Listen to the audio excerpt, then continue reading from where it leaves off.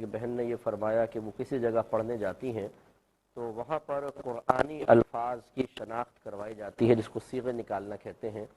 تو پوچھتی ہیں کہ کیا ایام میں مخصوصہ میں ان الفاظ پر ہاتھ لگایا جا سکتا ہے یا نہیں. اسی طرح اگر آیات وغیرہ ہوں کچھ ان کے اوپر کوئی کلاس میں بیٹھ کر اسٹڈی کرنی ہے تو کیا اس پر ہاتھ لگ سکتا ہے یا جائز ہے کہ ناجائز. دیکھیں الفاظ کا مسئلہ تو یہ ہے کہ اگر یہ الگ الگ لکھے ہوئے ہیں تو پھر یہ قرآن نہیں کہلائے گا، ان کی شرعی حیثیت بدل جائے گی. جیسے کہ خود قرآن کے پڑھنے کے بارے میں علماء نے یہی فرمایا اگر کوئی بہن ان ایام میں ہے تو وہ قرآن کو ایک ایک لفظ کر کے پڑھ سکتی ہے، کیونکہ یہ قراءت کرنا یا پڑھنا نہیں کہلائے گا شرعی لحاظ سے. جیسے الحمد للہ رب العالمین اس طرح وقف کر کے پڑھ سکتے ہیں، تو پھر اس کو ہاتھ لگانے بھی مسئلہ نہیں ہے، کیونکہ وہ پوری کوئی آیت نہیں لکھی ہوئی، علیحدہ الفاظ ہونے کی وجہ سے اس کا قرآن ہونا متعین نہ رہا. لیکن جہاں پر آیات وغیرہ لکھی ہیں باقاعدہ پوری، ان پہ یقیناً ہاتھ نہیں لگنا چاہیے، نہ بے وضو، نہ حالت جنابت میں، نہ ایام مخصوصہ میں.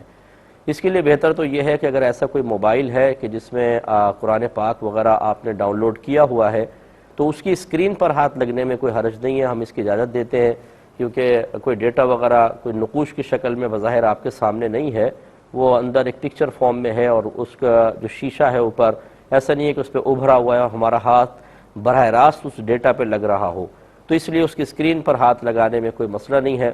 لیکن اگر کاغذ وغیرہ پہ لکھا ہے تو بہت زیادہ احتیاط کرنی ہوگی. میں نے پوچھا تھا کہ منگنی کے بعد کیا اپنے منگیتر سے ٹیلی فون پر بات چیت کرنا شرعاً جائز ہے؟ دیکھیں یہ ناجائز ہوتا ہے، کیونکہ منگنی کا مطلب صرف وعدہ نکاح ہے، نکاح نہیں ہے. اگر باقاعدہ ایجاب و قبول ہو جائے اور رخصتی بعد میں ہو کہ چلے 1 سال بعد یا 6 مہینے بعد رخصتی ہوگی، تو ایجاب و قبول کے بعد تو یہ میاں بیوی ہو چکے ہیں. ان کا فون پر بات کرنا تو بہت ہی معمولی سی چیز ہے، بلکہ جسمانی ریلیشن بھی قائم ہو سکتا ہے چاہے رخصتی نہ ہوئی ہو، کیونکہ وہ میاں بیوی ہیں. لیکن جب منگنی ہوتی ہے تو اس سے کوئی حرمت کا رشتہ قائم نہیں ہو جاتا، بلکہ یہ صرف وعدہ نکاح ہے، یہ شادی کا وعدہ ہے. لہٰذا لڑکی اس لڑکے کے لیے اور لڑکا اس لڑکی کے لیے بالکل مثل اجنبی کے ہیں، اور کسی اجنبی شخص سے گفتگو کرنا اور اس سے بے تکلف ہونے کی کوشش کرنا نہ لڑکے کے لیے شرعاً جائز ہے نہ لڑکی کے لیے جائز ہے. اب بعض لوگ کہتے ہیں کہ جی آگے چل کے تو نکاح ہونا ہی ہونا ہے، تو آپ 50 مثالیں ایسے اپنے معاشرے میں دیکھیں کہ آگے چل کے منگنی ٹوٹ جایا کرتی ہے. اس میں نقصان یہ ہوتا ہے کہ اس اعتماد کی وجہ سے کہ آگے چل کے تو نکاح ہونا ہے، بعض اوقات ایک دوسرے کو بہت ساری ایسی باتیں بتا دی جاتی ہیں جو غیر مناسب ہوتی ہیں، آگے چل کے رشتہ ٹوٹ جاتا ہے اور پھر یہ نقصان سامنے ظاہر ہوتا ہے.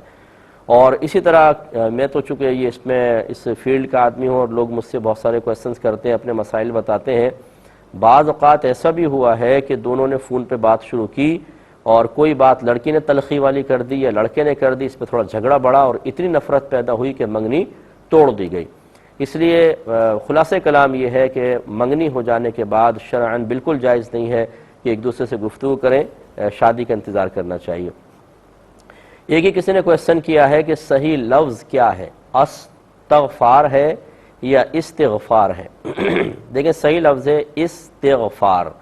یہ ایک وزن ذہن میں رکھیے گا، استفعال، استفعال، بس اس وزن کے اوپر یہ ہوتے ہیں استغفار، استقبال، استنصار. تو استفعال صحیح لفظ ہے، اسی پہ یہ استغفار ہوگا.